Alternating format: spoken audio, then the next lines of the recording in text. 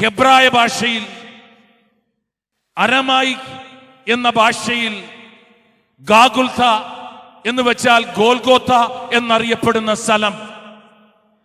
വിശുദ്ധ മർക്കോസിന്റെ സുവിശേഷം 15-ാം അധ്യായം 22-ാം വാക്യത്തില് ബൈബിൾ വ്യക്തമാക്കുന്നു, തലയോടിടം എന്ന സ്ഥലത്ത് അവനെ കുരിശിലേറ്റുകയാണ്. പ്രിയ ദൈവജനമേ, കാൽവരി എന്ന പേരിലും ഇത് അറിയപ്പെടുന്നു. രണ്ട് നാമം ഇതിന്റെ മുന്നിൽ നിൽക്കുകയാണ്. ഒന്ന് ഗോൽഗോത്ത, അത് നമ്മുടെ ഭാഷയിൽ ഗാഗുൽത്ത ആകുന്ന അരമായിക് ഭാഷയിലും, അതോടൊപ്പം ലാറ്റിൻ ഭാഷയിൽ നിന്ന് കടന്നു വന്ന കാൽവരി എന്ന നാമത്തിന്റെ പേരിലും ഒരേ സ്ഥലം അറിയപ്പെടുകയാണ്. ഇന്നത്തെ ജെറുസലേം അല്ല, പഴയ ജെറുസലേമിന്റെ സിറ്റിയുടെ പുറത്തുള്ള ഒരു ചെറിയ മലയോട് ചേർന്ന് നിൽക്കുന്ന ഭാഗത്തിന് ഗാഗുൽത്ത, ഗോൽഗോത്ത എന്നറിയപ്പെടുകയാണ്. ദൈവത്തിന്റെ പ്രിയപ്പെട്ട മക്കളെ, ഓർക്കുക, ലോകത്തിൽ വിവിധ രാജ്യങ്ങളും അതിന് ക്യാപിറ്റലുകളും തലസ്ഥാനങ്ങളും പേരുകളും കടന്നു പോകുമ്പോൾ ലോകത്തിന്റെ സെന്റർ അല്ലെങ്കിൽ ഫോക്കൽ പോയിന്റ്, ഇനി അതുമല്ലെങ്കിൽ ജോഗ്രാഫിക്കലി അല്ലെങ്കിൽ ഈ ഒരു ലോകത്തിന്റെ നടുവ് സെന്റർ എന്ന് പറയുക ലോകത്തിൽ ഗാഗുൽത്ത എന്ന സ്ഥലമാണ്. എസെക്കിയേലിന്റെ പുസ്തകം 5-ാം അധ്യായം 5-ാം വാക്യം പറയുക, ജെറുസലേമേ, ഇസ്രായേലേ, നിന്നെ ലോകത്തിന്റെ നടുവിൽ ഞാൻ സ്ഥാപിച്ചു എന്നാണ് പറയുക. പ്രിയ ദൈവജനമേ, മറ്റെല്ലാ നാമങ്ങളും മറ്റെല്ലാ സ്ഥലനാമങ്ങളും ഈ ഒരു നാമത്തിന്റെ മുന്നില് അവരുടെ കണ്ണുകളെ വിസ്മൃതം അല്ലെങ്കിൽ ഒരേ തലത്തിലേക്ക് നോക്കിക്കൊണ്ട് നിന്നേ മതിയാവുകയുള്ളൂ. അത്രയും പ്രാധാന്യമേറിയ ഒരു സ്ഥലമാണ് ഗാഗുൽത്ത, കാൽവരി എന്നറിയപ്പെടുക. അതുകൊണ്ട് തന്നെ അവിടെ നടന്ന ഈ ഒരു സംഭവത്തെ, കുരിശുമരണം, ലോകത്തിന് തന്നെ പ്രാധാന്യമേറിയ ഒരു കാര്യമാണ്. ഓർക്കുക, ഒരു സ്ഥലം പ്രാധാന്യമേറിയതായതുകൊണ്ടല്ല ഒരു സംഭവം ഏറ്റവും പ്രാധാന്യമേറിയത് ആയത്. ശ്രദ്ധിച്ചു കേൾക്കുക, ലോകത്തിൽ സകല വിശ്വാസത്തിന്റെയും സകല ക്രിസ്തീയതയുടെയും സകല ആഴമേറിയ ആത്മീയ ബോധ്യങ്ങളുടെയും സഭയുടെയും കൂദാശകളുടെയും കേന്ദ്ര ബിന്ദുവാകുന്ന ഒരു തലമുണ്ടെങ്കിൽ ആരാധനകളുടെ ആരാധനയും സ്ഥലങ്ങളും സംഭവങ്ങളുടെ ഏറ്റവും പ്രാധാന്യമേറിയ സംഭവമായി മാറുക കർത്താവിന്റെ കുരിശുമരണമാണ്. ഗാഗുൽത്ത എന്ന സ്ഥലത്തേക്ക്, ഇന്നതിന്റെ നാമത്തിൽ അറിയപ്പെടുന്ന ഒരു ധ്യാന കേന്ദ്രത്തിലേക്ക് നമ്മൾ ഒഴുകി ഇറങ്ങി കടന്നു വരുമ്പോൾ ദൈവത്തിന്റെ പ്രിയപ്പെട്ട മക്കളെ, ശ്രദ്ധിക്കേണ്ടത്, കേൾക്കേണ്ടത്, അറിയേണ്ടത് ആ സ്ഥലത്തിൽ നടന്ന ഏറ്റവും വലിയ സംഭവമായ ക്രിസ്തുവിന്റെ കുരിശുമരണമാണ്. ഓർക്കുക, 1 കൊരിന്ത്യൻസ് 2-ാം അധ്യായം 1-2 വാക്യങ്ങളിൽ ബൈബിൾ ഇങ്ങനെയാണ് സെന്റ് പോൾ എഴുതി വെച്ചിരിക്കുക.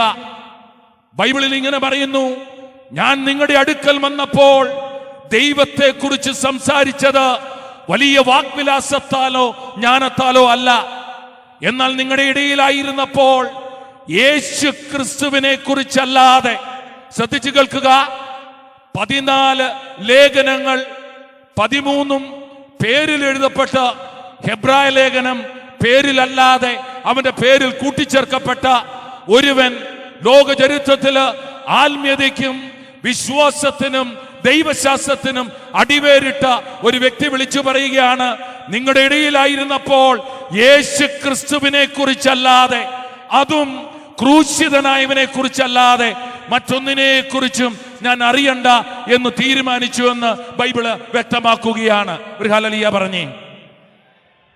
ദൈവത്തിന്റെ പ്രിയപ്പെട്ടവനേ, ദൈവശാസ്ത്രവും ആത്മീയതയുടെയും ആഴങ്ങളിലൂടെ കടന്നുപോയ വിശുദ്ധ പൗലോസ് തന്റെ ഹൃദയങ്ങളിലൂടെ എഴുതി വെച്ചു, അറിയേണ്ടത് ഒന്നേയുള്ളൂ. ലോക ചരിത്രത്തില് ഒരു മനുഷ്യൻ കാണേണ്ടത് ഒന്നേയുള്ളൂ. ഒരു മനുഷ്യൻ പഠിക്കേണ്ടതൊന്നേ ഉള്ളൂ, ഒരു ശാസ്ത്രമാണ് അവന്റെ മുന്നിൽ നിൽക്കുക. അത് മറ്റൊന്നുമല്ല, ക്രൂശിതനായ യേശു ക്രിസ്തു എന്ന വലിയ സത്യം.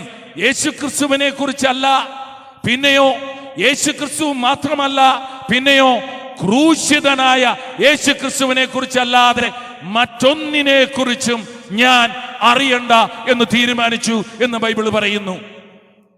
ദൈവത്തിന്റെ പ്രിയപ്പെട്ടവരേ, 1 കൊരിന്ത്യൻസ് 1-ാം അധ്യായം 22-ാം വാക്യം ബൈബിൾ ഇങ്ങനെ പറയുന്നു: യഹൂദർ അടയാളം അന്വേഷിക്കുന്നു, ഗ്രീക്കുകാർ വിജ്ഞാനം അന്വേഷിക്കുന്നു, എന്നാൽ ഞങ്ങളാകട്ടെ യഹൂദർക്കിടർച്ചയും വിജാതിയർക്ക് ഭോഷത്വവുമായ ക്രൂശിക്കപ്പെട്ട ക്രിസ്തുവിനെ പ്രഘോഷിക്കുന്നു എന്നാണ് ബൈബിൾ പറയുക. ദൈവത്തിന്റെ പ്രിയപ്പെട്ടവരേ, പ്രഘോഷിക്കപ്പെടേണ്ടത് വചനമാണ്. ആത്മാവാണ് ജീവൻ തരിക, ശരീരം ഒന്നിനും ഉപകരിക്കുന്നില്ല. ഞാൻ നിങ്ങളോട് സംസാരിച്ച വചനങ്ങൾ ആത്മാവും ജീവനുമാണെന്ന് പറയുമ്പോൾ, ആത്മാവായ ജീവനായ വചനമായ യേശുക്രിസ്തു, ക്രൂശിതനായ ആ യേശുക്രിസ്തുവിനെ കുറിച്ച് പ്രഘോഷിക്കപ്പെടണമെന്ന് ബൈബിൾ ആഗ്രഹിക്കുന്നു. ഒരു ഹല്ലേലൂയ പറഞ്ഞേ, ഒരു ഹല്ലേലൂയ പറഞ്ഞേ, ഒരു ഹല്ലേലൂയ പറഞ്ഞേ. മക്കളെ ഓർത്തുകൊള്ളുക, നമ്മൾ ഓരോരുത്തരും കടന്നു പോകുന്നത് വേദനയിലൂടെയാണ്. സങ്കടങ്ങളുണ്ട്, ഭാരങ്ങൾ നെഞ്ചും കൂടിലുണ്ട്. നമ്മൾ കടന്നു പോകുന്നത് ആരോഗ്യ പ്രശ്നമാകാം, രോഗങ്ങളാകാം. നമ്മൾ കടന്നു പോകുന്നത് ബാധ്യതയാകാം, അല്ലെങ്കിൽ നമ്മളുടെ മക്കളുമായി ബന്ധപ്പെട്ട പ്രശ്നമാകാം, അതുമല്ലെങ്കിൽ കുടുംബ പ്രശ്നമാകാം.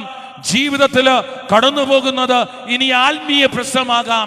ഓർക്കുക, ഏതു പ്രശ്നമാണെങ്കിലും അത് ദൈവവിശ്വാസത്താൽ, ആത്മീയതയാൽ ക്രിസ്ത്യാനി കണ്ടെത്തേണ്ട ഒരേ ഒരു മേഖല എന്ന് പറയുക ക്രിസ്തുവിന്റെ കുരിശ് മരണമാകുന്ന വലിയ സത്യമാണ്. സഭ പടുത്തുയർത്തപ്പെട്ടിരിക്കുന്നത് ഈ കൂദാശകളുടെ കൂദാശിയായ ആരാധനകളുടെ ആരാധനയായ ദിവ്യകാരുണ്യത്തെ ആസ്പദമാക്കി കടന്നു പോകുമ്പോൾ ഓർക്കുക, അറിയേണ്ട ഒരു വലിയ വിഷയം എന്ന് പറയുക കർത്താവിന്റെ കുരിശുമരണമാണ്. ചുരുങ്ങിയ സമയം കേൾക്കുവാൻ പോകുന്ന 1 മണിക്കൂർ 11:45 വരെ നമ്മൾ കടന്നു പോവുകയാണ്. ക്രിസ്തുവിന്റെ കുരിശുമരണത്തിന്റെ ആഴം. ദൈവത്തിന്റെ പ്രിയപ്പെട്ട മക്കളെ, കേൾക്കുവാൻ മാത്രം ഉള്ള ഒരു സത്യ സുവിശേഷമല്ല നിങ്ങൾ കേട്ടുകൊണ്ടിരിക്കുക. കേൾക്കാൻ ചെവിയുള്ളവൻ കേൾക്കേണ്ട ഒരു സുവിശേഷമാണിത്. ഹൃദയത്തിന്റെ അകത്തുള്ള ചെവികൾ തുറന്ന് എന്റെ പ്രയാസങ്ങൾക്ക് ഞാൻ കടന്നു പോകേണ്ട, ആശ്രയിക്കേണ്ട, എന്റെ കണ്ണുകൾ നോക്കേണ്ട ഒരേ ഒരു സ്ഥലമെന്ന് പറയുന്ന യേശു ക്രിസ്തുവിന്റെ ആ കുരിശുമരണം നടന്ന ആ ഗാഗുൽത്തായിൽ, ആ സ്ഥലനാമധേയം പേരിടുന്ന ഈ ഒരു സ്ഥലത്ത് വച്ച് ഞങ്ങൾ വിളിച്ചു പറയുകയാണ്, ഞങ്ങൾ പ്രഘോഷിക്കുന്നു, ക്രൂശിക്കപ്പെട്ട യേശു ക്രിസ്തുവിനെ കുറിച്ച് നിങ്ങളുടെ മുന്നിൽ അവതരിപ്പിക്കുന്നു. ഒരു ഹല്ലേലൂയ പറഞ്ഞേ. കേൾക്കത്തില്ല, കേൾക്കത്തില്ല. ലോകം കണ്ട ഏറ്റവും പ്രാധാന്യമേറിയ ജ്ഞാനികളായ ഹെബ്രായ ജനം, അവർക്കായി എഴുതി വെച്ച ഒരു ലേഖനം, ഹെബ്രായ ലേഖനം. അതിന്റെ 1-ാം അധ്യായം 1-ാം വാക്യം, 1-2 വാക്യങ്ങൾ ഇങ്ങനെയാണ് പറയുക: പൂർവകാലങ്ങളിൽ ദൈവം തന്റെ പ്രവാചകന്മാർ മുഖേന വിവിധ ഘട്ടങ്ങളിലും വിവിധ രീതികളിലും ദൈവം അവരോട് സംസാരിച്ചു. എന്നാൽ ഈ അവസാന നാളുകളിൽ, ശ്രദ്ധിച്ചു കേൾക്കുക, അത് വേണമെങ്കിൽ ഇംഗ്ലീഷ് ബൈബിളിൽ പറയണം എൻഡ് ടൈംസ് എന്ന് വേണമെങ്കിൽ പറയാം, എങ്കിലും ശ്രദ്ധിച്ചു കേൾക്കുക, പെന്റിക്കോസ്റ്റൽ ഡേയ്സിൽ, ലാറ്ററൽ ടൈമിൽ എന്ന് വെച്ചാൽ ഈ അവസാന നാളുകളിൽ ദൈവം തന്റെ ജനത്തോട് സംസാരിക്കുന്നത് തന്റെ ഏകജാതനായ തന്റെ പുത്രനായ യേശുക്രിസ്തു മുഖേനയാണെന്ന് ബൈബിൾ വ്യക്തമാക്കുന്നു. ശ്രദ്ധിച്ചു കേൾക്കുക ദൈവത്തിന്റെ പ്രിയപ്പെട്ട മക്കളെ, പൂർവകാലങ്ങളിൽ പ്രവചനങ്ങൾ, അത് വിവിധ രീതി, വിവിധ ഘട്ടങ്ങള്, വിവിധ ഭാഷകള്, ബാലാമിന് കഴുത, യേശയ്യായ്ക്ക് മെതിവണ്ടി എന്ന് വെച്ചാൽ കൃഷി വാക്കുകളെ ഉപയോഗിച്ചൊക്കെ പ്രവചനങ്ങൾ കടന്നു വന്നു. എന്നാൽ ഇന്ന് പ്രവചനങ്ങളുടെ പൂർത്തീകരണവും നിയമത്തിന്റെ പൂർത്തീകരണവുമായ യേശു ക്രിസ്തു എന്ന വലിയ സത്യം നിങ്ങളുടെ മുന്നിൽ അവതരിപ്പിക്കുമ്പോൾ ദൈവമാരെന്ന് വെളിപ്പെടുന്നത് യേശു ക്രിസ്തു മുഖേനയാണെന്ന് ബൈബിള് വ്യക്തമാക്കുന്നു. വളരെ ഹല്ലേലൂയ പറഞ്ഞേ. കേൾക്കത്തില്ല, കേൾക്കത്തില്ല, കേൾക്കത്തില്ല. ദൈവത്തിന്റെ പ്രിയപ്പെട്ട മക്കളെ, അതുകൊണ്ട് ഒരു മനുഷ്യൻ ഈ ലോകത്തിൽ ജനിച്ചാൽ അവൻ അറിയേണ്ട ഏറ്റവും പ്രധാനപ്പെട്ട വിശ്വാസത്തിന്റെ ആഴമെന്ന് പറയുക ഈ ബലിയർപ്പണം ബലിയാണ്. എന്ന് വെച്ചാൽ യേശുവിന്റെ കുരിശ് മരണം. ഗ്രീക്കില് ഒരു വാക്കുണ്ട്, എവുക്കരിസ്യ. ഈ വാക്കിന്റെ അർത്ഥം കൃതജ്ഞത പ്രകാശനം, നന്ദി പ്രകടനം എന്നാണ് അർത്ഥമാക്കുക. ഈ വാക്കിന്റെ ഇംഗ്ലീഷാണ് യൂക്രിസ്റ്റ് എന്ന വേർഡ് കടന്നു വരിക. നന്ദി പ്രകാശനം. അതിനെയാണ് നമ്മൾ കുർബാന, പരിശുദ്ധ കുർബാന എന്ന വാക്കിലേക്ക് കൊണ്ടുവരിക. അതിന്റെ അർത്ഥം നന്ദി പ്രകാശനം എന്നാണ്. എന്തുകൊണ്ടാണ് ഗ്രീക്കിലെ ഈ വാക്ക് ഇംഗ്ലീഷിൽ എടുത്തുകൊണ്ട് നമ്മൾ ഇത് ഏറ്റു പറയുക? ചിലപ്പോൾ നമ്മൾ പറയുന്നു ഹോളി മാസ്, മെസ്സേജ്, മിശിക, മെസ്സേജ്, മിഷൻ. ഇതൊക്കെ വരുന്ന മിഷനറി ആകുന്ന വാക്കിൽ നിന്ന് ഈ വാക്ക് കടന്നു വരിക. ആദിമ സഭയുടെ ഒരു ബലിയർപ്പണത്തിന്റെ മുമ്പിൽ നടക്കുന്ന ഒരു പ്രാർത്ഥനയായിരുന്നു ഇത്. അതിന്റെ പേരായിരുന്നു ഇത്. എന്ന് വെച്ചാൽ യേശുവിന്റെ ശരീരരക്തങ്ങളായി അപ്പവും വീഞ്ഞും മാറുന്ന ട്രാൻസബ്സ്റ്റാൻഷിയേഷൻ എന്ന സത്താ മാറ്റത്തെ കുറിച്ച് പ്രാർത്ഥന നടക്കുമ്പോൾ അതിന്റെ തൊട്ടു മുമ്പിൽ വരുന്ന വാക്യമാണ് എവുക്കരിസ്യ അല്ലെങ്കിൽ എന്ന പ്രാർത്ഥന. അത് യൂക്രിസ്റ്റ്, പരിശുദ്ധ കുർബാനയായി നമ്മുടെ ജീവിതത്തിൽ മാറുന്നു. സഭയെന്ന് പറയുന്ന രക്ഷിക്കപ്പെട്ടവരുടെ കൂട്ടായ്മ കൂടി നിൽക്കുക ഒരു തീന്മേശ അൾത്താരയ്ക്ക് ചുറ്റുമാണ്. അവിടെ പരിശുദ്ധ കുർബാനയില്ലെങ്കിൽ പിന്നീട് സഭയെന്ന് പറയുക വേണമെങ്കിൽ ഒന്നുമില്ലെന്ന് തന്നെ പറയേണ്ടി വരും. ലോകത്തിലുടനീളം കടന്നു പോകുന്ന ഈ ബലിയർപ്പണത്തിന്റെ ആഴം കടന്നു വരുന്നത് കാൽവരിയുടെ ആഴങ്ങളുടെ നടുവിൽ നിന്നാണ്. തന്നെ അവൻ പകുത്തു നൽകി നമ്മുടെ മുമ്പിലേക്ക് ശരീരരക്തങ്ങൾ നൽകുമ്പോൾ ഈ ബലിയർപ്പണത്തിന്റെ ആഴം എന്തെന്ന് നമ്മൾ തിരിച്ചറിയുന്നത് നല്ലതാണ്. ഒരു ഹല്ലേലൂയ പറഞ്ഞേ. കേൾക്കത്തില്ല. ദൈവത്തിന്റെ പരിശുദ്ധാത്മാവിനാൽ എല്ലാവരും ഒരു ഹല്ലേലൂയ പറഞ്ഞേ. വെളിപാടിന്റെ പുസ്തകം 1-ാം അധ്യായം ദൈവത്തിന്റെ പരിശുദ്ധാത്മാവിനാൽ വളരെ ശ്രദ്ധയോടെ നിങ്ങൾ കേൾക്കുക. അതിന്റെ 17, 18, 19 വാക്യങ്ങൾ ബൈബിൾ ഇങ്ങനെയാണ് പറയുക. അവനെ കണ്ടപ്പോൾ ഞാൻ മരിച്ചവനെ പോലെ അവന്റെ കാൽക്കൽ വീണു. യോഹന്നാൻ ശ്ലീഹ എഴുതി വെച്ചിരിക്കുന്നു. അപ്പോൾ അവന്റെ വലത് കൈ എന്റെ മേൽ വെച്ചുകൊണ്ട് പറഞ്ഞു, ഭയപ്പെടേണ്ട, ഞാനാണ് ആദിയും അന്തവും. അടുത്ത ലൈൻ കേട്ടോണം. 18-ാം വാക്യം, ജീവിക്കുന്നവനും ഞാൻ മരിച്ചവനുമായിരുന്നു. എന്നാൽ ശ്രദ്ധിക്കുക, ജീവിക്കുന്ന ദൈവം പറയുന്നു ഞാൻ മരിച്ചു, എന്നാൽ ഇതാ ഞാൻ എന്നേക്കും ജീവിക്കുന്നു. അടുത്ത വാക്യം, മരണത്തിന്റെയും നരകത്തിന്റെയും താക്കോലുകൾ എൻ്റെ കയ്യിലുണ്ട്. 19-ാം വാക്യം വളരെ ശ്രദ്ധയോടെ കേൾക്കുക. അതുകൊണ്ട് ഇപ്പോൾ ഉള്ളവയും ഭാവിയിൽ സംഭവിക്കാനിരിക്കുന്നവയുമായി നീ ദർശനത്തിൽ കാണുന്നത് സകലതും രേഖപ്പെടുത്തുക. ബൈബിൾ ഇങ്ങനെയാണ് പറയുക, ആദിയും അന്തവും ആൽഫയും ഒമേഗയും, ഇപ്പോൾ ഇന്നലെയും ഇന്നും എന്നേക്കും ഒരുവനായ ദൈവം പറയുന്നു. ദൈവത്തിന്റെ പ്രിയപ്പെട്ട മക്കളെ, കർത്താവിന്റെ കുരിശു മരണം എന്ന് പറയുക 2000 വർഷങ്ങൾക്ക് മുമ്പ് നടന്ന ഒരു സംഭവം മാത്രമല്ല. അതിൻ്റെ അകത്ത് ദൈവം ഒളിപ്പിച്ചു വെച്ചത് ലോക സ്ഥാപനത്തിന് മുമ്പ് ദൈവം ഒരുക്കിയ പദ്ധതിയായിരുന്നു. മനുഷ്യനെ സൃഷ്ടിക്കുന്നതിന് മുമ്പ് ദൈവം തീരുമാനിച്ച പദ്ധതിയായിരുന്നു കുരിശുമരണം. ആ കുരിശുമരണം കടന്നു വരുന്ന 2000 വർഷങ്ങൾക്ക് മുമ്പ്, അതായത് ബൈബിളിൽ ആദത്തിന് സൃഷ്ടിക്ക് ശേഷം 4000 വർഷങ്ങൾക്ക് ശേഷം കർത്താവിന്റെ കുരിശുമരണം, പിന്നീട് 2000 വർഷങ്ങളുടെ, അങ്ങനെ 6000 വർഷങ്ങളുടെ പാരമ്പര്യം എടുത്തു കടന്നു പോകുമ്പോൾ ഓർക്കുക, ദൈവത്തിന്റെ പ്രിയപ്പെട്ട മക്കളെ, നമ്മൾ അറിയേണ്ടത് 6000 വർഷത്തിന്റെ ബൈബിൾ പാരമ്പര്യം വ്യക്തമാക്കുന്നത് മില്യൺസ് ഓഫ് ഇയേഴ്സിന്റെ, അല്ലെങ്കിൽ ദശലക്ഷക്കണക്കിന് ആഴമേറിയ ലോകത്തിന്റെ എല്ലാ ഭാഗതയുമാണ്. ചിലത് മീറ്ററിലും ചിലത് സിംബോളിക്കുമായി അവതരിപ്പിക്കുമ്പോൾ ഒരു ദിവസം 24 മണിക്കൂറെന്നല്ല, വർഷങ്ങളും ആധിപത്യങ്ങളും ഒക്കെ കടന്നു പോകുമ്പോൾ കുരിശുമരണം എന്തിനാണ്, എങ്ങനെയാണ്, ആരിലൂടെയാണ് നിവൃത്തപ്പെട്ടതെന്നും അതിൻ്റെ ആഴങ്ങൾ എങ്ങനെയാണ് ഒരു വ്യക്തിക്ക് കടന്നു വരുന്നതെന്നും വ്യക്തമാക്കാനാണ് ഇത് ഇന്നത്തെ ദിവസം കടന്നു പോവുക.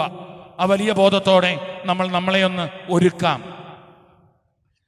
ദൈവത്തിൻ്റെ പ്രിയപ്പെട്ട മക്കളെ, 1 കൊരിന്ത്യൻസ് 15-ാം അധ്യായം അതിൻ്റെ 3-4 വാക്യങ്ങളിലൂടെ ഞാൻ നിങ്ങളെ ഒന്ന് കൊണ്ടുപോകുകയാണ്. ശ്രദ്ധിക്കുക. 1 കൊരിന്ത്യൻസ് അതിൻ്റെ 15-ാം അധ്യായം വളരെ ആഴമേറിയ ബോധ്യങ്ങൾ നൽകുന്ന ഒരു വാക്യം. പൗലോസ്ലീഹ ഇങ്ങനെ എഴുതി വച്ചിരിക്കുന്നു: എനിക്ക് ലഭിച്ചതും, അടുത്ത വാക്യം, സർവ പ്രധാനമായി കരുതി ഞാൻ നിങ്ങൾക്ക് ഏൽപ്പിച്ച് തന്നു.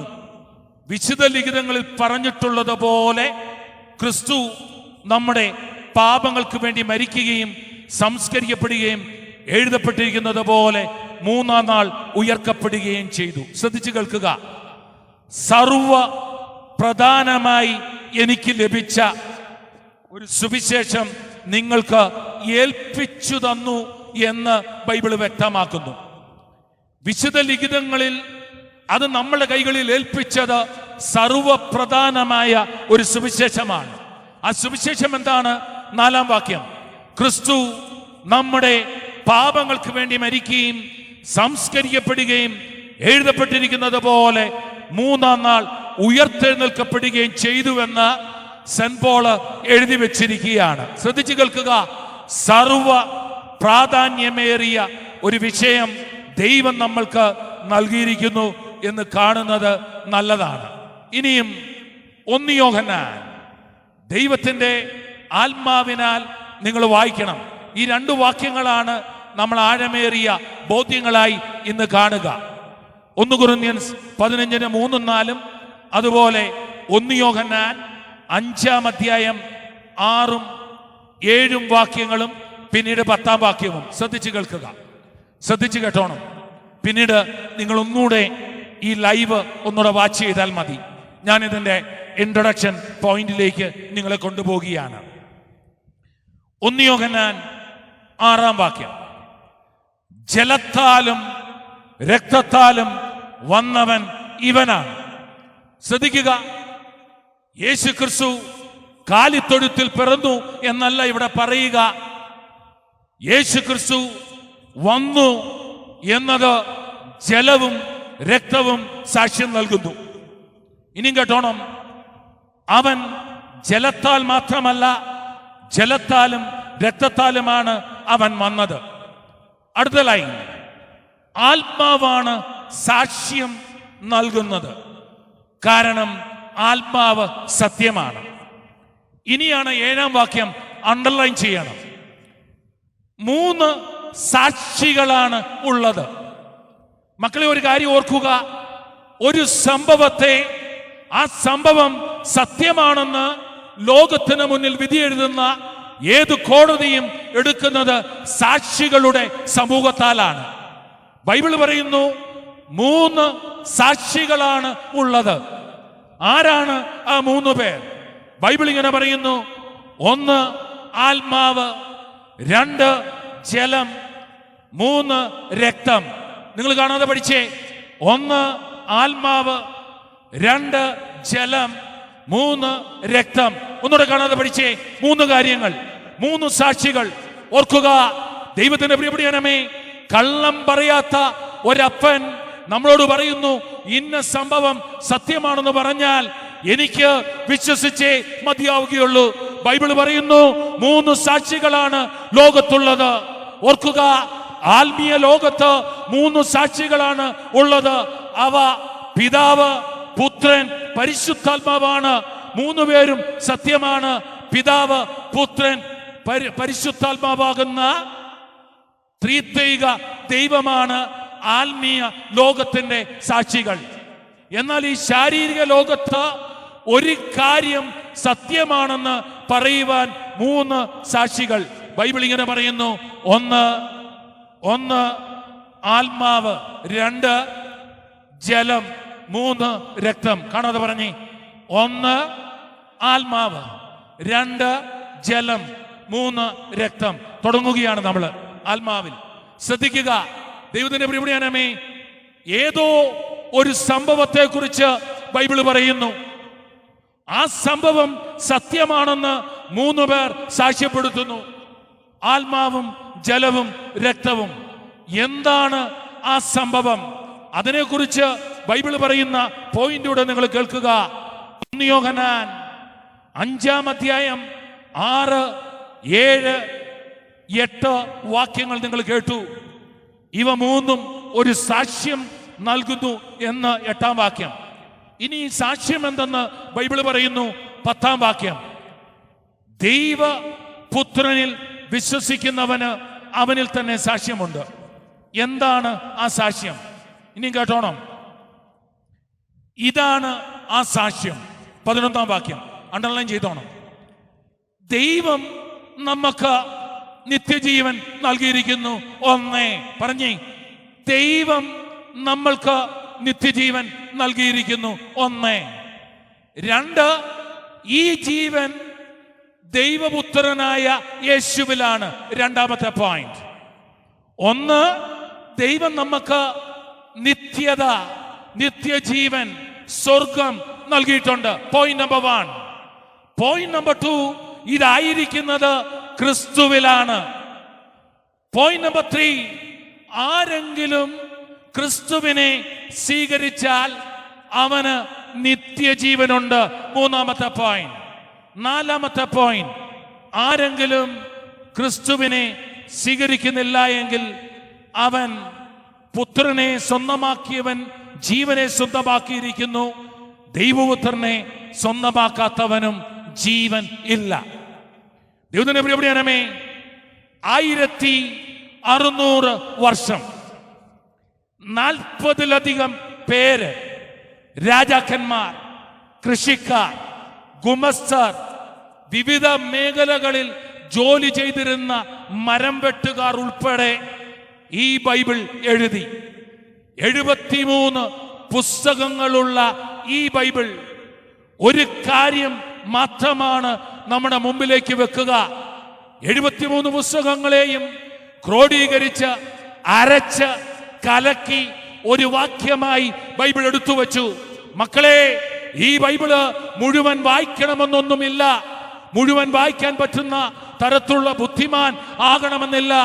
ബൈബിള് പറയുന്നു, യോഹന്നാൻ 3:16, തന്നിൽ വിശ്വസിക്കുന്ന ഏവനും ആരും അവൻ ജാതി, വർഗ, വർണ്ണ ഭേദമന്യേ ഒരുവൻ രക്ഷ പ്രാപിക്കണമെങ്കിൽ തന്നിൽ വിശ്വസിക്കുന്ന ഏവനും നശിച്ചു പോകാതെ നിത്യജീവൻ പ്രാപിക്കേണ്ടതിന് തന്റെ ഏക ജാതനെ നൽകാൻ തക്കവിധം ദൈവം ലോകത്തെ അത്രമാത്രം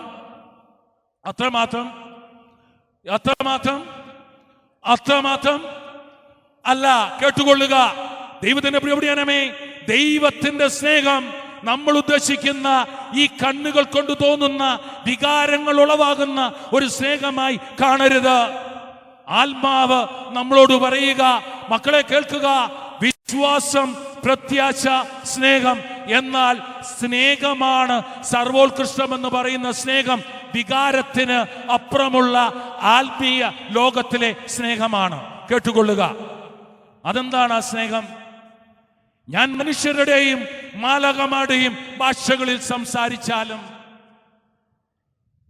എനിക്ക് പ്രവചനപരമുണ്ടായിരിക്കുകയും സകല രഹസ്യങ്ങൾ ഞാൻ ഗ്രഹിക്കുകയും ചെയ്താലും, മലകളെ മാറ്റാൻ തക്ക വിശ്വാസം ഉണ്ടായാലും, എന്റെ ശരീരം ദഹിപ്പാൻ വിട്ടുകൊടുത്താലും, എന്റെ സർവ സമ്പത്ത് ദാനം ചെയ്താലും, ബൈബിൾ അവിടെ നിർത്തുകയാണ്.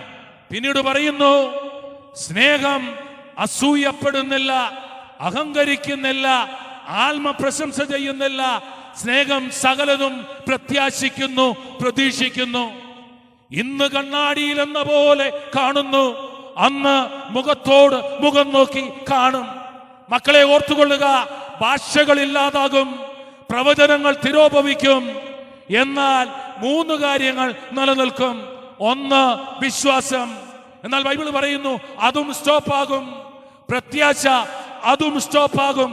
എന്നാൽ സ്നേഹം, ദൈവം നമ്മളെ സ്നേഹിച്ചു. എന്താണ് ആ സ്നേഹം?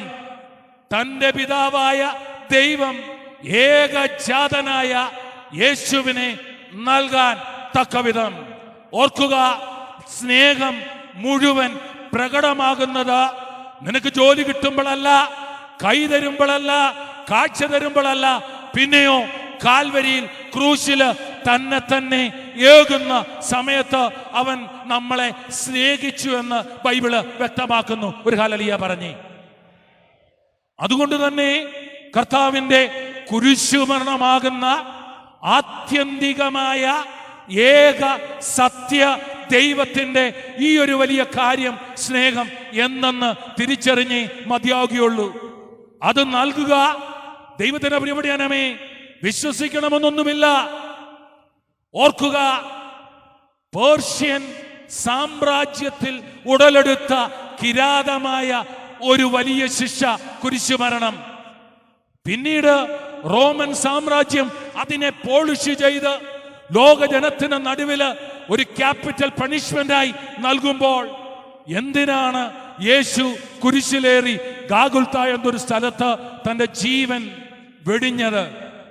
ആ സ്നേഹം അറിയണമെങ്കിൽ ദൈവത്തിന്റെ പ്രിയപ്പെട്ടവനെ, അതിന്റെ അകത്ത് ദൈവം ഒളിപ്പിച്ചു വെച്ച അനുഗ്രഹങ്ങളുടെ ആറ്റം ബോംബ് എന്തെന്ന് നമ്മൾ തിരിച്ചറിയണം. ഒരു ഹല്ലേലൂയ പറഞ്ഞേ. കേൾക്കത്തില്ല, കേൾക്കത്തില്ല, കേൾക്കത്തില്ല, കേൾക്കത്തില്ല, കേൾക്കത്തില്ല. യേശു കേൾക്കുന്നവനെ വിളിച്ചേ ഹല്ലേലൂയ എന്ന് വെച്ചാൽ, ദൈവമേ അങ്ങേക്ക് സ്തുതി, ദൈവമേ അങ്ങേക്ക് സ്തുതി. ദൈവത്തെ നമ്മൾ സ്തുതിക്കുകയാണ്. ഹല്ലേലൂയ, ഹല്ലേൽ യാഹ്വേ, യാഹ് എന്ന ദൈവത്തെ ഞാൻ സ്തുതിക്കുന്നു എന്നാണ് അർത്ഥമാക്കുക. Yahweh, yeah, hallelujah. മനസ്സിലാക്കുക, ദൈവത്തിന്റെ പ്രിയപ്പെട്ടവനെ, ഒന്നുകൂടെ ഒരു ഹല്ലേലൂയ പറഞ്ഞേ, 3 പ്രാവശ്യം.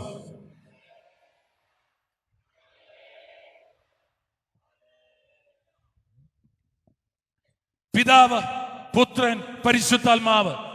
പറഞ്ഞാൽ പറഞ്ഞതാ. വിൺവാക്ക് പറയുവാൻ മനുഷ്യനല്ല എന്ന് പറയുന്ന ദൈവം. ദൈവത്തെ ഒരാൾക്കും അവിശ്വസിക്കാനാവില്ല. കാരണം അവൻ സത്യമാണ്. യോഹന്നാൻ 8:32 പറയുന്നു, സത്യം നീ അറിയുകയും ആ സത്യം നിന്നെ സ്വതന്ത്രനാക്കുകയും ചെയ്യുമെന്ന് ബൈബിൾ വ്യക്തമാക്കുന്നു. ഈ പിതാവും പുത്രനും പരിശുദ്ധാത്മാവും ഒരു കാര്യം സത്യമാണെന്ന് പറയുവാൻ 3 കാര്യങ്ങൾ നൽകിയിരിക്കുന്നു. 1 ആത്മാവ്, 2 ജലം, 3 രക്തം. ഈ 3 കാര്യവും വിളിച്ചു പറയുന്നു ഒരു കാര്യം. ആ കാര്യം എന്താണ്? നമ്മൾക്ക് നിത്യതയുണ്ട്, അത് യേശുവിലാണ്. യേശുവിനെ സ്വീകരിച്ചവന് നിത്യതയുണ്ട്, സ്വീകരിക്കാത്തവന് നിത്യതയില്ല. ഒരു സ്റ്റേറ്റ്മെന്റ്, കണ്ടീഷൻ, ഒരു ഫോർമുല ഇവിടെ നൽകുകയാണ്. A+B ഓൾ സ്ക്വയർഡ് പോലെ A² + 2AB + B². അത് പഠിക്കാതെ ഒരു പ്രോബ്ലത്തെ സൊല്യൂഷൻ എടുക്കാൻ പറ്റാത്തതുപോലെ ബൈബിൾ പറയുന്നു, നിത്യത യേശുവിലാണ്. യേശുവിനെ സ്വീകരിക്കണം. സ്വീകരിച്ചവന് നിത്യതയും, ഇല്ലാത്തവന് നിത്യതയുമില്ല. ബൈഹാർട്ട് പഠിക്കേണ്ട ഒരു ഫോർമുലയാണ്. ഒരു ഹല്ലേലൂയ പറഞ്ഞേ, ഒരു ഹല്ലേലൂയ പറഞ്ഞേ. ദൈവത്തിന്റെ ആത്മാവിനാൽ വളരെ ശ്രദ്ധയോടെ കേൾക്കുക. ഇനി 30 മിനിറ്റ് കൂടിയുണ്ട്. 11:45 വരെ നമ്മൾ മൂവ് ചെയ്യുകയാണ്. ദൈവം നൽകിയിരിക്കുന്ന ഈ കൃപയുടെ ആഴം നിങ്ങൾ ബൈഹാർട്ട് ചെയ്ത് പഠിച്ചേ മതിയാവുകയുള്ളൂ. ശ്രദ്ധിച്ച് കേൾക്കുക. പ്രിയപ്പെട്ട ദൈവജനമേ, ലോകത്തിലെ ഒരു മനുഷ്യനോ പ്രകൃതിയുടെ ഒരു പുൽത്തൊമ്പോ ഏതെങ്കിലും ഒരു മഴയോ ഏതെങ്കിലും ഒരു മഴയില്ലാഴികയോ നിലനിൽക്കുന്നത്, ആശ്രയിക്കുന്നത് ഒരേ ഒരു കാര്യത്തിലാണ്. ദൈവം, പിതാവായ ദൈവം പുത്രനായ യേശുവിനാൽ പരിശുദ്ധാത്മാവ് മുഖേന അവ മുഴുവന് ഒരു ബോക്സിലിട്ട് അടച്ചു വെച്ച് എടുത്തു വെച്ചിട്ടുണ്ടെങ്കിൽ അത് മുഴുവൻ നിലനിൽക്കുക യേശു ക്രിസ്തുവിന്റെ കുരിശുമരണത്തിലാണ്. കേൾക്കുക. എന്റെ തലവേദന മാറുക, എന്റെ ക്യാൻസർ മാറുക, എന്റെ ചെറിയൊരു കടം മാറുക, എന്റെ ജപ്തി മാറുക, എന്റെ കുഞ്ഞിന്റെ പ്രയാസം, എന്റെ ഉദരത്തിലെ പ്രോബ്ലം, എന്റെ ആത്മീയം, എന്റെ ശാരീരികം, എന്റെ മാനസികം, എന്റെ മാനസിക രോഗമാകാം, ശാരീരിക രോഗമാകാം, എന്റെ മാനസിക പ്രശ്നമാകാം, ശാരീരിക പ്രശ്നമാകാം, എന്റെ ആത്മീയ പ്രശ്നമാകാം, വരദാനങ്ങളാകാം, ആത്മാവിൽ വളർച്ചയാകാം. ഓർക്കുക, ബൈബിള് അത് എല്ലാം ഒളിപ്പിച്ചു വെച്ചിരിക്കുക കർത്താവിന്റെ കുരിശുമരണത്തിലാണ്. ബൈബിളിൽ ഹെബ്രായരുടെ പുസ്തകം 13-ാം അധ്യായം 20-ാം വാക്യം ബൈബിൾ ഇങ്ങനെയാണ് പറയുക: ആടുകളുടെ വലിയ ഇടയനായ യേശു ക്രിസ്തുവിന്റെ പുതിയ ഉടമ്പടിയുടെ രക്തത്താൽ നിങ്ങളെ സകല നന്മകൾ കൊണ്ടും, ഓൾ ബ്ലെസ്സിങ്സ്, ബൈബിൾ ഇങ്ങനെയാണ് പറയുക, സകല നന്മകൾ കൊണ്ടും നിങ്ങളെ അനുഗ്രഹം ഐശ്വര്യപൂർണമാക്കട്ടെ എന്ന്. ശ്രദ്ധിച്ചു കേൾക്കുക. ആടുകളുടെ വലിയ ഇടയൻ. പഴയ നിയമത്തിൽ ഇടയനായിരുന്നു. സങ്കീർത്തനം 23, കർത്താവ് എനിക്ക് ഇടയനാകുന്നു. പഴയ നിയമം, കണ്ടീഷൻ നമ്പർ 1. പുതിയ നിയമത്തിൽ അവൻ ഇടയനല്ല, ഇടയന്റെ ഒരാടായ അവസ്ഥയിലേക്ക് മാറുന്നു. യോഹന്നാൻ 1:29, ഇതാ വരുന്നു ലോകത്തിന്റെ പാപം നീക്കുന്ന ദൈവത്തിന്റെ കുഞ്ഞാട്. ഇടയൻ കുഞ്ഞാടാകുന്നു. ബൈബിൾ പറയുന്നു, ആടുകളുടെ വലിയ ഇടയനായ യേശു ക്രിസ്തുവിന്റെ പുതിയ ഉടമ്പടിയുടെ രക്തത്താൽ. ശ്രദ്ധിച്ചു കേൾക്കുക. പുതിയ ഉടമ്പടിയുടെ രക്തത്താൽ നിങ്ങൾ സകല അനുഗ്രഹങ്ങൾ കൊണ്ടും ഐശ്വര്യ പൂർണ്ണം ആകട്ടെ എന്നാണ് ബൈബിൾ പറയുക. ഒരു ഹല്ലേലൂയ പറഞ്ഞേ, ഒരു ഹല്ലേലൂയ പറഞ്ഞേ.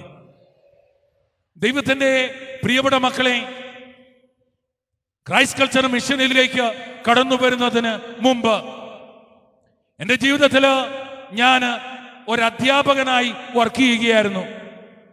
ബാംഗ്ലൂര് ഒരു കോളേജില്, ക്രിസ്ത്യാനിറ്റി എന്ന് പറയുന്ന ഒരു കോളേജില് മാനേജ്മെന്റ് ഡിപ്പാർട്ട്മെന്റിൽ എക്കണോമിക്സ് എന്ന സബ്ജക്റ്റുമായി കടന്നുപോയിക്കൊണ്ടിരുന്ന എൻ്റെ ജീവിതം, ചെറിയ പ്രായം തൊട്ട് അൾത്താരയിലും സൺഡേ സ്കൂളിലും ആത്മീയ ജീവിതത്തിലും ഒക്കെ കടന്നുപോയി.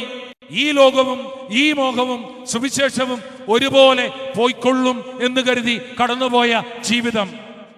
എന്റെ നടുവിൽ എവിടെ വെച്ചോ ദൈവം എൻ്റെ ജീവിതത്തിൽ ഈ മഹാദൃശ്യം ഞാൻ അടുത്തുപോയി കാണട്ടെ എന്ന മോശയുടെ വാക്കുപോലെ ക്രിസ്തുവിനെ, പരിശുദ്ധാത്മാവിനെ, വരദാനങ്ങളെ കൂട്ടിമുട്ടിയ ജീവിത സാഹചര്യങ്ങളിൽ ലൈഫ് മാറി. ദൈവത്തിന്റെ പ്രിയപ്പെട്ടവനെ, പിന്നീട് ബൈബിള് കടന്നു വന്നത് തൊട്ട് അതിന്റെ ആഴങ്ങൾ അറിയുവാനുള്ള ബോധ്യങ്ങൾ, അവിടുന്ന് ദൈവം കൂടുതൽ അടുപ്പിച്ചത് ദിവ്യകാരുണ്യത്തിലേക്ക്, യേശുവിന്റെ കുരിശുമരണത്തിലേക്ക്. അതിന് ആഴങ്ങൾ അറിയുവാൻ ബുക്കുകൾ വായിച്ചും ബൈബിൾ വായിച്ചും ആഴങ്ങൾ തേടി കടന്നുപോയ ജീവിതത്തോടുകൂടി എൻ്റെ ആത്മീയ ജീവിതം മാറി. പണ്ടെന്തായിരുന്നു? അന്നും ദൈവത്തെ അറിയുന്നു, അന്നും പ്രാർത്ഥിക്കുന്നു, അന്നും കാണുന്നു. എന്നാൽ ജീവിതം മാറിമറിഞ്ഞത് പിന്നീടാണ്. യേശു ആരെന്ന്, യേശുവിന്റെ കുരിശുമരണം എന്തെന്ന് അറിഞ്ഞതോടുകൂടി എൻ്റെ ലൈഫേ മാറിമറിഞ്ഞു. ഒരു ഹല്ലേലൂയ പറഞ്ഞേ. ദൈവത്തിന്റെ പ്രിയപ്പെട്ട മക്കളെ, ഒരു വിശ്വാസി അറിയേണ്ട ഏക പ്രാധാന്യമേറിയ സബ്ജക്ട്, സർവപ്രധാനമെന്ന് സെന്റ് പോൾ പറയുന്ന യേശുവിന്റെ കുരിശുമരണം. ഇതറിഞ്ഞില്ലെങ്കിൽ അവന്റെ ജീവിതം, ബൈബിൾ പറയുന്നു, ഹാ കഷ്ടം. ഒരുവൻ ഇങ്ങനെ പറയാൻ പറ്റണം, മരണമേ നിന്റെ ദർശനം എവിടെ, പാതാളമേ നിന്റെ ഗോപുരം എവിടെ എന്ന് പറയണമെങ്കിൽ അവൻ അറിയണം, അവൻ സ്വീകരിക്കണം, അവൻ സ്നേഹിക്കണം യേശുവിന്റെ കുരിശുമരണത്തെ. ഇത് കടന്നു വരുന്നതോടുകൂടി ഒരുവന്റെ ജീവിതം ദൈവം മാറ്റിമറിക്കും.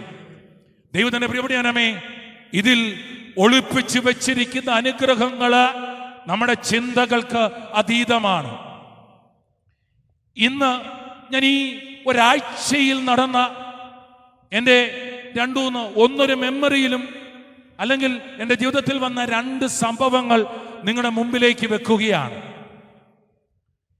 ഗാഗുൽത്ത എന്ന ഈ ധ്യാന കേന്ദ്രത്തിലെ പുണ്യ മണ്ണിലേക്ക് വരണമെന്ന് തീരുമാനമെടുത്ത സമയം തൊട്ട് ദൈവത്തിന് മുന്നിൽ എന്തു പറയണം, എന്തു വേണം എന്ന് പരിശുദ്ധാത്മാവിനോടുള്ള ഒരു ചോദ്യത്തിന് നടുവിൽ ഏറ്റവും സർവപ്രധാനമായ കുരിശുമരണത്തിൽ വന്നു നിന്നു.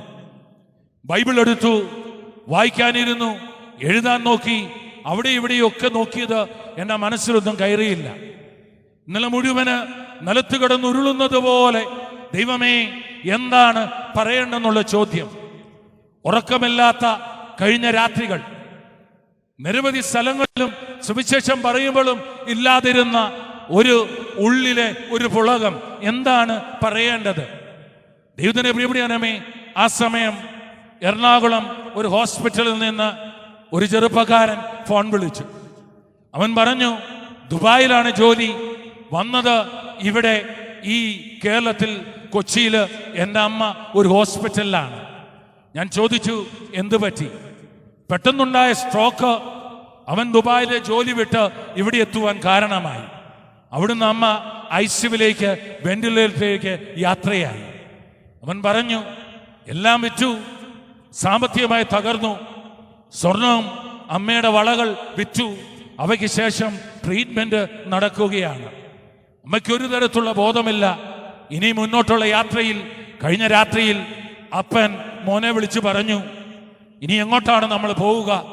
എല്ലാം തീരുകയാണല്ലോ, ഇനി ഈ കുടുംബം മുഴുവൻ തീരുകയാണല്ലോ, നമുക്ക് നമ്മുടെ യാഥാർത്ഥ്യത്തെ സ്വീകരിക്കാം. അവനെ ചേർത്ത് പിടിച്ചിട്ട് പറഞ്ഞു, നമുക്ക് നമ്മുടെ അമ്മയെ കർത്താവിൻ്റെ കരങ്ങളിൽ വിട്ടുകൊടുക്കാം. അവൻ അതിനുശേഷം എന്ത് ചെയ്യണമെന്നറിയാതെ സങ്കടത്തോടെ നിൽക്കുമ്പോൾ ആരോ കൊടുത്ത ഫോണിൽ വിളിക്കുമ്പോഴാണ് ഞാൻ ഈ മൽപ്പിടുത്തവുമായി കടന്നുപോയിക്കൊണ്ടിരുന്നത്. ഈ സമയം അവനോട് ഞാൻ ചോദിച്ചു, എന്ത് മാർഗമാണ് അമ്മയുടെ മുമ്പിലുള്ളത് ഒന്ന് പ്രാർത്ഥിക്കാൻ? അവൻ പറഞ്ഞു, ഒരു ഫോണ് ആയി ഞാൻ അകത്ത് കയറാം, ഒന്ന് പ്രാർത്ഥിക്കാമോ? ഏതായാലും പിന്നീട് ഞാൻ പ്രിപ്പയർ ചെയ്തു. സബ്ജക്റ്റായി എൻ്റെ മുന്നിൽ കർത്താവിൻ്റെ കുരിശുമരണം. ഏകദേശം വൈകുന്നേരമായപ്പോൾ അവൻ ഐസിയുവിൻ്റെ അകത്ത്. അവിടെ വെച്ച് ഫോൺ വിളിച്ചപ്പോൾ ബൈബിളോട് ചേർത്ത് വെച്ച് എൻ്റെ മൊബൈൽ റിങ് ചെയ്തപ്പോൾ അന്നത്തെ ദിവസം ആ ഫോൺ മാത്രം എടുത്തു. ദൈവത്തിൻ്റെ പ്രിയപ്പെട്ടവരേ, അവൻ്റെ മുന്നിൽ ഫോൺ സ്പീക്കറിലിട്ട് ആ ചെവിയുടെ അടുത്ത് വെക്കാൻ പറഞ്ഞു. ഒന്നാമത്തെ സംഭവമാണ്. അവനത് സ്പീക്കറിൽ ചെവിയുടെ അടുത്ത് വെച്ചു. അനക്കമില്ലാത്ത അമ്മ, ഡോക്ടർ എന്ത് ചെയ്യണമെന്നറിയത്തില്ല, അനോറിസം, തലയിൽ ഒരനക്കവുമില്ലാതെ കിടക്കുന്ന അമ്മ. അവനോട് പറഞ്ഞു, നീ മുട്ടുകുത്തിക്കോ എന്ന് പറഞ്ഞു. ആദ്യത്തെ ഒരു സ്റ്റേജ് പ്രാർത്ഥന കഴിഞ്ഞ് ഞാൻ അവനോട് ചോദിച്ചു, എന്തെങ്കിലും അനക്കമുണ്ടോ? അവൻ പറഞ്ഞു, ഒന്നുമില്ല ബ്രദറെ, ഒന്നുമില്ല. അവൻ ആരാ ഞാനെന്നൊന്നും അറിയത്തില്ല, അച്ഛൻ എന്നാണ് അവൻ എന്നെ വിളിച്ചത്. അച്ഛാ, ഒന്നുമില്ല. ഞാൻ പറഞ്ഞു, നമുക്കൊന്നുകൂടെ പ്രാർത്ഥിക്കാം, നീ തിരികെ വാ. അവൻ ഐസിയുവിന് വെളിയിലേക്ക് ഇറങ്ങുന്ന സമയം അവനെ വീണ്ടും വിളിച്ചു. അവൻ വന്ന് മുട്ടുകുത്തി അമ്മയുടെ തലയിൽ കൈവച്ചു. ഫോൺ വീണ്ടും സ്പീക്കറിലിട്ട് ചെവിയിൽ വെച്ചു. ഇങ്ങനെ പ്രാർത്ഥിച്ചു: യേശുവിൻ്റെ കുരിശുമരണം, ബലിയർപ്പണം, കാൽവരിയിൽ ചിന്തിയ രക്തം, ഈശോയെ നിന്റെ രക്തത്താൽ ഈ അമ്മയ്ക്ക് ബോധ്യങ്ങൾ ജനിക്കണം, കോൺഷ്യസ്നസ് അത് ഉടലെടുക്കണം. ഇങ്ങനെ പ്രാർത്ഥിച്ചുകൊണ്ടിരുന്നു. ഫോണിലൂടെ ഞാൻ അമ്മച്ചിയെ വിളിച്ചു. അമ്മച്ചി, ഇന്നയാളാണ്, കേൾക്കാമെങ്കിൽ കേട്ടുകൊള്ളുക, നിങ്ങൾക്കായി യേശു മരിച്ചു എന്ന്. ഇന്ന് നിങ്ങൾ എഴുന്നേൽക്കണം, നിങ്ങൾ റെസ്പോണ്ട് ചെയ്യണം. ദൈവത്തിന് എവിടെയാണ് അമ്മേ? കുറെ സമയം പ്രാർത്ഥിച്ചു. ഏതോ ഒരു അനക്കമുണ്ടോ എന്ന് ഞാൻ ചോദിച്ചു. അനങ്ങുന്നുവെന്ന് എനിക്ക് ആത്മാവിൽ തോന്നി. അനങ്ങയില്ല. അവൻ വെളിയിലേക്ക് പോന്നു. ദൈവത്തിന്റെ പ്രിയപ്പെട്ടവനേ, പിറ്റേ ദിവസവും ഇന്ന് രാവിലെയും അവൻ വിളിച്ചു. എന്നിട്ട് പറഞ്ഞു, അന്നാ യേശുവിന്റെ രക്തം, കുരിശുമരണം ഇത് പറഞ്ഞ് ആ രാത്രിയിൽ അമ്മ പയ്യെ കണ്ണനക്കാനും ഇമയനക്കാനും ഇളകുവാനും ശ്രമമുണ്ടായി. വീണ്ടും കണ്ണടച്ചു. അമ്മ വീണ്ടും ഐസിയുവിൽ നിന്ന് തിരികെ ഒന്നും ഇറങ്ങി വന്നിട്ടില്ല. എന്നാൽ ഇന്നും രാവിലെ ഈ ഗാഗുൽത്തായിലേക്ക് കയറുന്നതിന് മുമ്പ് അവനോട് പറഞ്ഞു, വിട്ടുകൊടുക്കരുത്. മരണത്തെ തോൽപ്പിക്കുവാൻ ഒരു സാധ്യതയ്ക്ക് കഴിയുകയുള്ളൂ, അത് മറ്റൊരു മരണത്തിന്. ആ മരണം നസ്സാനായ യേശുവിന്റെ മരണമാ. ഒരു ഹല്ലേലൂയ പറഞ്ഞേ. തീർന്നില്ല. ഗാഗുൽത്തായിലെത്തി. ബെന്യച്ചൻ പറഞ്ഞു, റൂമിലിരിക്കാം, പ്രാർത്ഥിക്കാം. ഞാൻ ആരാധനയിൽ ചെന്നു. അവിടെ ഇരുന്ന് പ്രാർത്ഥിച്ചു. സറണ്ടർ ചെയ്തതിനു ശേഷം റൂമിലെത്തി.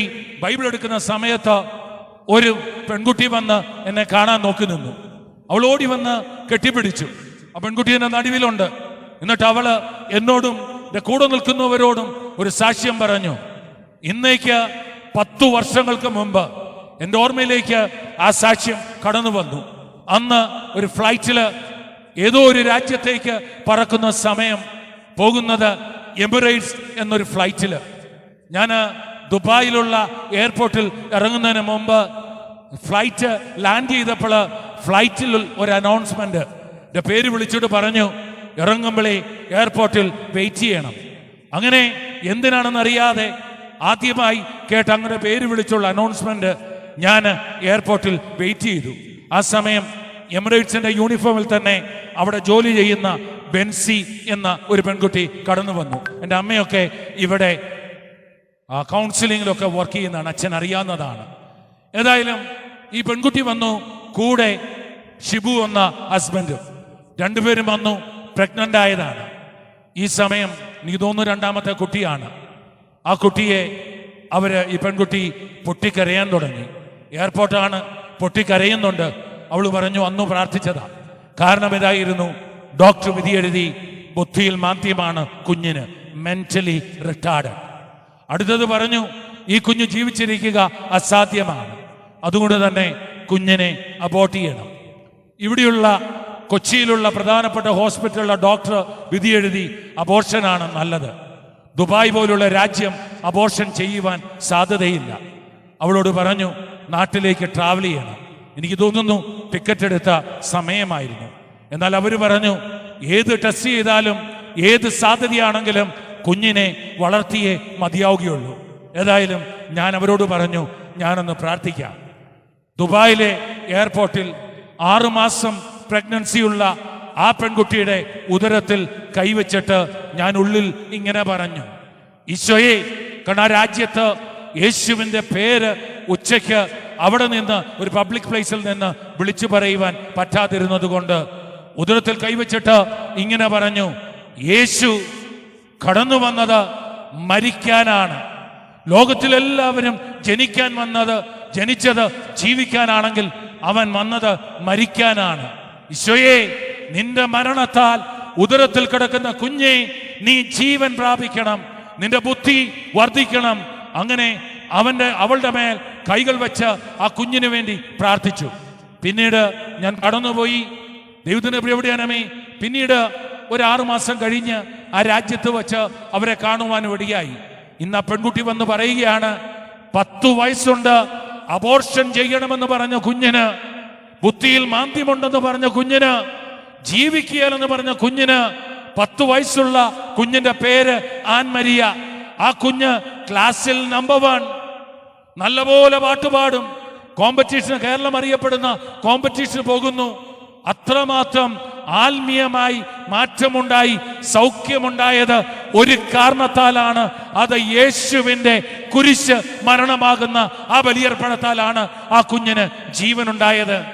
ദൈവത്തിന്റെ പ്രിയപ്പെട്ട മക്കളെ, medical science brain death declare ചെയ്ത വ്യക്തികൾ പോലും എന്റെ ജീവിതത്തിൽ ഞാൻ കണ്ടു, കുരിശ് മരണത്തിന്റെ ശക്തിയാൽ മരണത്തിൽ നിന്ന് അമ്നോട്ടിക് ഫ്ലൂയിഡ് എംബോളിസം, അതായത് ഗർഭപാത്രത്തിലെ ഒരു ഫ്ലൂയിഡ് ബ്ലഡുമായി കടന്ന് അത് ക്ലോട്ടാകാതെ വന്ന മരിക്കേണ്ടി വരുന്ന സാഹചര്യത്തിൽ നിന്ന് ജീവൻ കൊടുത്ത സംഭവം വരെ ഈ ഒരു കുരിശു മരണത്തിൽ സാധ്യമായി. ദൈവത്തിന്റെ പ്രിയപ്പെട്ട മക്കളെ, വിശ്വസിക്കുക, യേശുവിന്റെ കുരിശു മരണം നിങ്ങളുടെ ജീവിതത്തെയും മാറ്റിമറിക്കും. ഒന്ന് കൈകൾ അടിച്ചൊരു ഹല്ലേലൂയ പറഞ്ഞേ. എന്താണ് ഗാഗുൽത്ത? പറഞ്ഞേ, എന്താണ് ഗാഗുൽത്ത? ദൈവത്തിന്റെ പ്രിയപ്പെട്ട ആ സ്ഥലത്തേക്കാൾ പ്രാധാന്യമാണ് ആ സ്ഥലത്ത് വന്ന ഉന്നതനായ യേശു ക്രിസ്തു.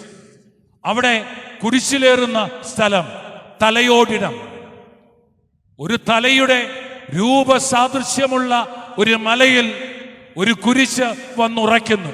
നമ്മൾ കാണുകയാണ് എങ്ങനെയാണ് ഇത് നിങ്ങളുടെ ജീവിതത്തെ തൊടുക. ഒരു ഹല്ലേലൂയ പറഞ്ഞേ. കേൾക്കത്തില്ല, കേൾക്കത്തില്ല. ശ്രദ്ധിക്കുക ദൈവത്തിന്റെ പ്രിയപ്പെട്ടവനേ, ഇതൊരു വലിയ ടോപ്പിക്കാണ്. നിങ്ങൾ പഠിക്കേണ്ട, അറിയണ്ട, സ്നേഹിക്കേണ്ട, ഹൃദയത്തിൽ ഏറ്റെടുക്കേണ്ട ഏറ്റവും വലിയ ടോപ്പിക്കാണ് കർത്താവിന്റെ കുരിശു മരണം. അത് ജീവിതങ്ങളെ മാറ്റും. ചെറിയ തലവേദനയ്ക്കും ചെറിയ രോഗത്തിനും അപ്പുറം ഏത് വലിയ പ്രശ്നവും എടുത്തു മാറ്റുവാൻ സാധിക്കുന്നത് കുരിശുമരണത്തിലാണ്. ശ്രദ്ധിച്ചു കേട്ടുകൊള്ളുക. ദൈവത്തിന്റെ പ്രിയപ്പെട്ട മക്കളെ, കർത്താവിന്റെ കുരിശുമരണം നമ്മൾക്ക് നൽകുക 7 പ്രധാനപ്പെട്ട കാര്യങ്ങളാണ്. നിങ്ങൾ അകത്ത് മറക്കാതെ എടുത്തു വച്ചോണം. ദൈവത്തിന്റെ പ്രിയപ്പെട്ട മക്കളെ, എൻ്റെ ജീവിതം നല്ലതുപോലെ ജീവിച്ചാൽ, ഞാൻ പാപം ചെയ്യാതിരുന്നാൽ, ഞാൻ സകലരെയും സഹായിച്ചാൽ, ഞാൻ ഒരു നല്ല മനുഷ്യനായാൽ, ദൈവത്തിന്റെ പ്രിയപ്പെട്ടവനേ, നമുക്കൊരു തോന്നലുണ്ട് നമ്മൾ നിത്യതയിൽ യേശുവിൽ ചേരുമെന്ന്. ഇല്ല. ദൈവത്തിന്റെ പ്രിയപ്പെട്ട മക്കളെ, ശ്രദ്ധിക്കുക, 7 പ്രധാനപ്പെട്ട കാര്യങ്ങൾ ക്രിസ്തുവിന്റെ കുരിശുമരണം നമ്മുടെ ജീവിതത്തിലേക്ക് നൽകുക. പോയിന്റ് നമ്പർ 1, ഒന്നാമത്തെ വാക്യം റോമ 6:23 ആണ്. ബൈബിള് പറയുക, പാപത്തിന്റെ ശമ്പളം മരണം, എന്നാൽ ദൈവത്തിന്റെ ദാനം നിത്യതയാണ്, നിത്യജീവനാണ്. പോയിന്റ് നമ്പർ 1 വലിയൊരു സബ്ജക്റ്റാണ്, എന്നാൽ പോയിന്റായി നിങ്ങളുടെ മുമ്പിലേക്ക് വെക്കുന്നു. ഒരു മനുഷ്യന്റെ പാപം മോചിക്കപ്പെടുകയും പാപത്തിന്റെ അനന്തരഫലമായ മരണം ഇല്ലാതാകുകയും ചെയ്യുക കർത്താവിന്റെ കുരിശുമരണത്താലാണ്. ഒരു ഹല്ലേലൂയ പറഞ്ഞേ. 1, പാപം മോചിക്കപ്പെടുക. 1 യോഹന്നാൻ 1:7, യേശു ക്രിസ്തുവിന്റെ രക്തം സകല പാപങ്ങളും പോക്കി നിങ്ങളെ ശുദ്ധീകരിക്കുന്നു എന്ന് ബൈബിൾ വ്യക്തമാക്കുന്നു. ഒരുവന്റെ പാപമോചനം, ഒരുവന്റെ നിത്യ മരണം എടുത്തു മാറ്റുക കർത്താവിന്റെ കുരിശ് മരണത്താലാണ്. ഒന്നാമത്തെ പോയിന്റ്. പോയിന്റ് നമ്പർ 2, റോമ 5:9 ബൈബിൾ പറയുകയാണ്, ദൈവത്തിന്റെ ക്രോധം അവന്റെ കുരിശു മരണത്താൽ എടുത്തു മാറ്റപ്പെടുന്നു. ഒരു മനുഷ്യനായ എൻ്റെ, ഒരു സമൂഹമായ എൻ്റെ, ഒരു ലോകത്തിന്റെ പ്രതീകമായ എൻ്റെ, ലോകത്തിന്റെ സമൂഹത്തിന്റെ വ്യക്തിയുടെ മേൽ പതിച്ച പാപത്തിന്റെ പരിണിത ഫലമായ ശാപം, ക്രോധം ദൈവത്തിന്റെ ആത്മാവിനാൽ കർത്താവിന്റെ കുരിശുമരണത്താൽ ഈ ലോകത്തിൽ നിന്ന് എടുത്ത് മാറ്റപ്പെടുക ക്രിസ്തുവിന്റെ കുരിശുമരണത്താലാണ്. 3, വിമോചനം, റിഡംഷൻ. വിമോചനം, റിഡംഷൻ, ഇത് നടക്കുക കർത്താവിന്റെ കുരിശുമരണത്താലാണ്. കൊളോസോസ് 1:14 വിമോചിക്കപ്പെടുന്നത് കർത്താവിന്റെ കുരിശുമരണത്താലാണെന്ന് വ്യക്തമാക്കപ്പെടുന്നു. 3 കാര്യങ്ങൾ. 4-ാമത്തെ കാര്യം ശ്രദ്ധിച്ച് കേൾക്കുക. ദൈവത്തിന്റെ പ്രിയപ്പെട്ട മക്കളെ, വിടുതൽ, സാത്താനിൽ നിന്ന്, ബന്ധനത്തിൽ നിന്ന്, അടിമത്തത്തിൽ നിന്ന്, ഈജിപ്തിൽ നിന്ന് വിടുതൽ ലഭിക്കുക, വിമോചനം. അത് മദ്യപാനമാകാം, പുകവലിയാകാം, ഏത് അടിമത്തമാണെങ്കിലും ഒരുവന് അടിമത്തത്തിൽ നിന്ന് വിടുതൽ ലഭിക്കുക. കൊളോസോസ് 2:14 ആധിപത്യങ്ങളും അധികാരങ്ങളും അവൻ കുരിശിൽ നിഷ്കാസിതമാക്കി. പരസ്യമായി ആധിപത്യങ്ങളെയും അധികാരങ്ങളെയും അന്ധകാര ശക്തികളെയും അവൻ പരസ്യമായി നിഷ്കാസിതമാക്കി. ദൈവം വിമോചനം നൽകുന്നത് കുരിശുമരണത്താലാണ്. 5 ഒരുവന്റെ സൗഖ്യം. യെശയ്യാ 53:5 അവന്റെ മുറിവിനാൽ. നമ്മൾ കേട്ടത് ആര് വിശ്വസിച്ചു എന്ന് തുടങ്ങുന്ന യെശയ്യാ 53. അവന്റെ മുറിവിനാൽ അഴകില്ലായിരുന്നു ആകാരഭംഗിയും, അവൻ സർവരാൽ നിന്ദിതൻ, സർവരാൽ പരിത്യക്തൻ. എന്നാൽ നമ്മൾ കരുതി ദൈവം അവനെ കുരിശിലേറ്റി ദണ്ഡിപ്പിച്ചു, പ്രഹരിച്ചു എന്ന്. എന്നാൽ അവൻ ഏറ്റെടുത്തത് എൻ്റെ പാപങ്ങളാണ്. അവന്റെ മുറിവിനാൽ ഞാൻ രക്ഷ പ്രാപിച്ചു, അവന്റെ മുറിവിനാൽ ഞാൻ സൗഖ്യം പ്രാപിച്ചു എന്ന് ബൈബിൾ പറയുന്നു. പ്രാപിക്കുമെന്നല്ല, പ്രാപിച്ചേക്കുമെന്നല്ല, പ്രാപിക്കുമായിരിക്കുമെന്നല്ല, പ്രാപിച്ചു. ഇന്ന് ക്യാൻസർ ആണെങ്കിൽ 2000 വർഷങ്ങൾക്ക് മുമ്പ് അത് ദൈവം സൗഖ്യപ്പെടുത്തിയതാണ്. ഒരു ഹല്ലേലൂയ പറഞ്ഞേ. സൗഖ്യം, സൗഖ്യം കർത്താവിന്റെ കുരിശുമരണത്തിലാണ്. 6 അനുരഞ്ജനം, പാപമോചനം, അല്ലെങ്കിൽ പാപക്ഷമ നടന്നതിന് ശേഷം റീകൺസീലിയേഷൻ. ഒരു പാർട്ടിയെ നമ്മൾ അകന്നുപോയി, വരുവിൻ രമ്യതപ്പെടാം, നിന്റെ പാപങ്ങൾ എത്ര കടിഞ്ചുമപ്പ്, ഞാനത് മഞ്ഞുപോലെ വെളുപ്പിക്കാം. അത് കർത്താവിന്റെ കുരിശുമരണത്തിലാണ്. ഫൈനൽ 7ാമത്തെ പോയിന്റ്, റോമ 10:19 പറയുന്നു, എൻ്റെ സഹോദരരെ, യേശുവിന്റെ രക്തം മൂലം അവന്റെ സവിധത്തിലേക്കും കർത്താവിന്റെ സന്നിധിയിലേക്കും കടന്നു വരുവാൻ നമുക്ക് സാധ്യതയുണ്ട്, യോഗ്യതയുണ്ട് എന്ന് ബൈബിൾ പറയുന്നു. Access to God.